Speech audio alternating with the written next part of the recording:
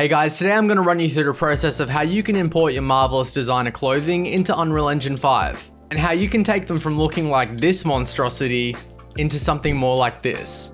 So let's get started. So in Marvelous Designer, I've got some clothes here that have been simulated onto an animated 3D character, and now we need to get this into Unreal Engine 5. So once we're happy with how everything's looking in here, we're going to go to export, and then we're going to export an Alembic file.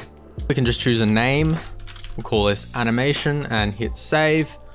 So for our file type, we're going to make sure that this is set to Ogawa. Now we're going to ignore the weld settings and instead change this from thin to thick.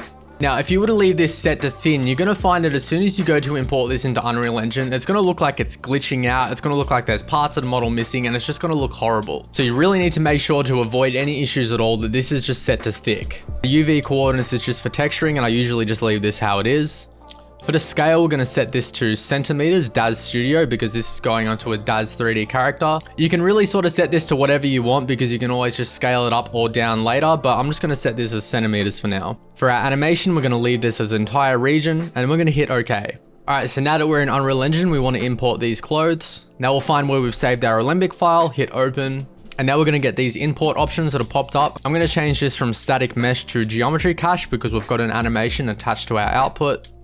We'll make sure that flatten tracks is on, and down at the very bottom, we're going to change this from Autodesk Maya to Autodesk 3ds Max. This is just to make sure that everything imports correctly, like the scale is the right size, it's not upside down or anything like that. So now once you've copied all these settings, we're going to go and we're going to hit import. Alright, so now we've got them imported into Unreal Engine. We can click and drag them into our scene. We'll just zero out the coordinates for these.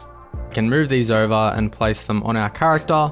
And now in order to check that everything's working correctly, we're going to go and create a new level sequence. We'll call this animation test.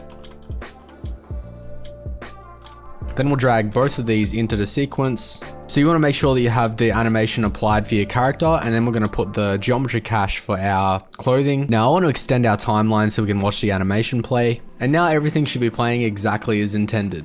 And that is how you get them into Unreal Engine 5. I hope this video has helped you guys. I know it took me a little while to figure out the settings and why things just weren't looking right, but I wanted to make sure that I shared it with you guys so that you can get it straight away and avoid pulling your hair out trying to do the same thing. Need any further help for your 3D projects, or you just want to connect with other like-minded artists, there's a link down in the description for my 3D community Discord. If you feel like joining, I look forward to seeing you there. Otherwise, I'll see you next time.